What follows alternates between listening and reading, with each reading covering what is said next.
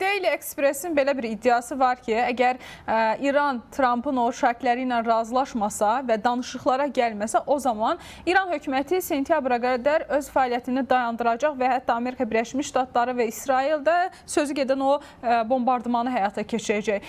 Bu yazıya sizin dəyərləndirməniz necədir, yanaşmanız?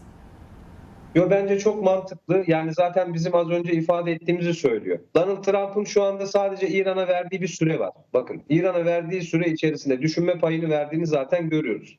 Kasım Süleymani operasyonunu hatırlıyorsunuz değil mi Irak'ta?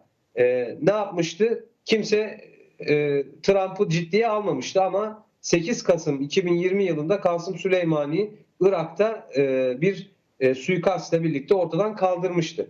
Dolayısıyla önümüzdeki süreçlerde buna benzer direkt olarak İran'ı hedef almasa bile çok önemli askeri üst düzeylere belirli yerlerde Donald Trump operasyon yaptırabilir.